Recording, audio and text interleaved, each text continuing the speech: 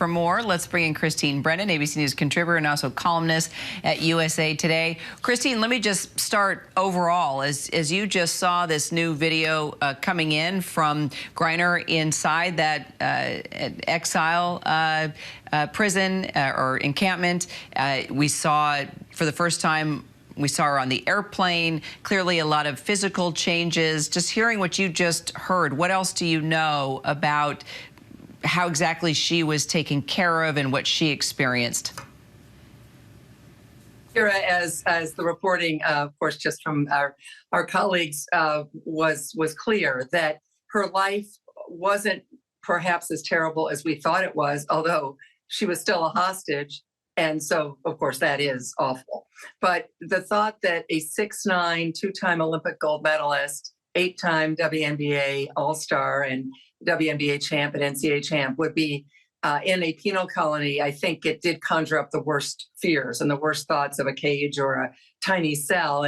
And we don't know exactly where she was staying overnight, but it is revealing that she did decide to cut her hair because it was so cold when she would wash it, and that she was preparing for the long haul.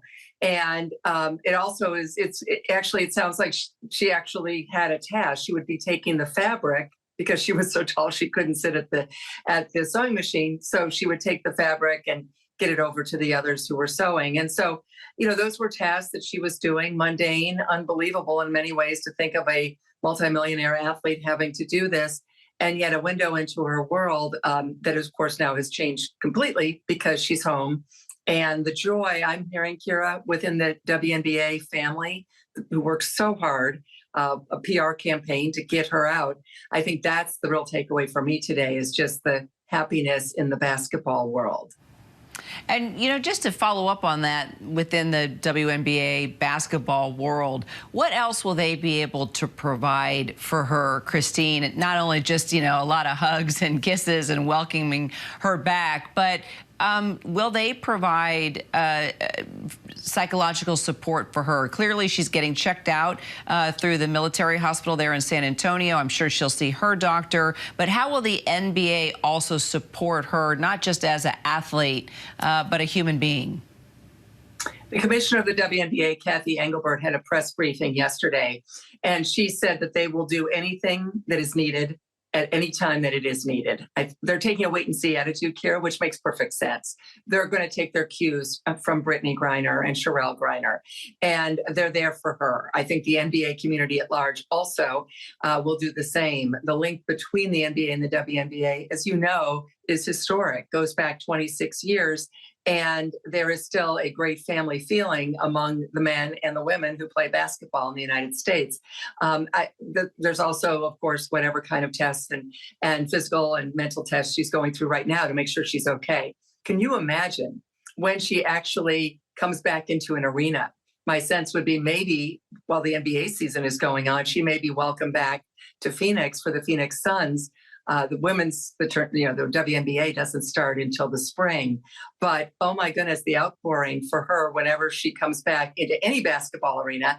And then if, in fact, she does want to continue playing basketball at age 32, hope she does, hope she can. Obviously, it's not a huge issue right now. But if she does come back and play next year, the outpouring for her, the interest in her, the news coverage of her, and then reflecting over to women's sports, something you and I have talked about for a long time. The WNBA will see incredible interest. Again, right now, that's on the back burner. That's not important. But moving forward, how this will play out over the next 6, 8, 10 months, it's really interesting and fascinating as the nation welcomes her and as sports fans welcome her in a way that they never would have before, because, of course, she's now a household name. She sure is. Just to button it up, if you think about the psychology of an athlete, right? Psychologically, you've got to be such a fighter to be a great player. It's not just skill, but you need mental skill too, which no doubt helped her while she was kept in prison. And I could see that just translating over, as she comes back and gets ready to fight on that court once again. We of course, will all be watching Christine, and she's going to have a whole new set of fans. Christine Brennan, thank you so much. Sure, thank you. Hi, everyone. George Stephanopoulos here. Thanks for checking out the ABC News YouTube channel. If you'd like to get more videos, show highlights, and watch live event coverage, click on the right over here to subscribe to our channel. And don't forget to download the ABC News app for breaking news alerts. Thanks for watching.